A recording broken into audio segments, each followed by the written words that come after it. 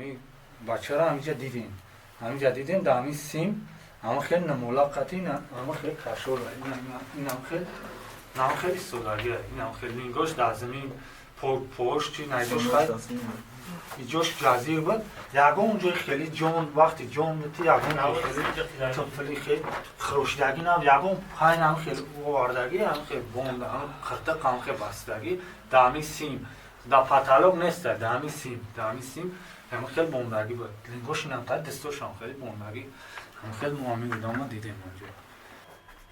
جسد عزیزمد یوسوپوف سردار ستادی حالتهای فوق‌العاده کلاب را روز 19 فوریه در این تهخانه یافتند.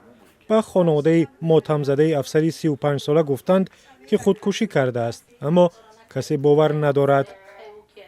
ما گفتم از پروکرور ما باور نمیکنم. چخیر ما همین پادوال همین خبر بخشنده پادوال همین خال. پس خال میزنه سیمی خیلی از سیمی شاشه. همین ما دوباره دام کاشو روز میسته کوی خیلی میکنه پوش کاشو او خیلی نیخیلیه. قضا ما همین باشه ما کافو زدیش کردگی بعد اومدگی قضا من نمیاد.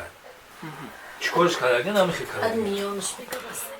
همسرش نیز به فرضیه خودکشی باور ندارد هرچند میگوید رفتار شوهرش آن روز معمولی نبود.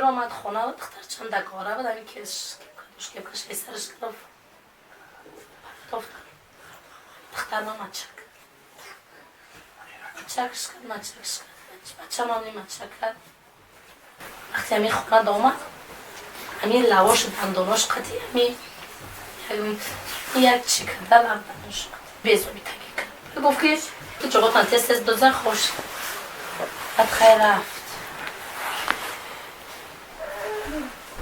دیگه تو سریع نیام. کاپیتان سابقه‌دار کمیته حالت‌های فوق‌العاده که سپاسنامه‌های زیادی دارد به قول پدرش به کارش صادق بود و شکایت هم نداشت. پدر ما بچه ما فرزند حکومتم مرا ایران نمیتونه گردوند. مقامات انتظامی کلاب که مرگ عزیزمد یوسوپوف را تحقیق میکنند میگویند او بعد جنجال با خویشاوندان همسرش خود را کشته است. طبیبان میگویند تشخیص جسد هم وجود مشروبات در ترکیب خون او را نشان داد. برای همین تمرکز مقامات سر فرضیه خودکشی است اما خویشاوندان به فرضیه خود پافشاری دارند. امروز بچه من مرده. امروز بچه من دیگه نمیگردن نمیوه. نگی کسی کرده در چارچوبه خانون آدم بیوه ببینم. بعد میگم دیگه دوا نمیکنم اول ببینمش. بعد من به یکم به خدای طلا میسپارمش. دویم به همین ارگان میسپارمش که بچه دولت بود جزاش دولت بود.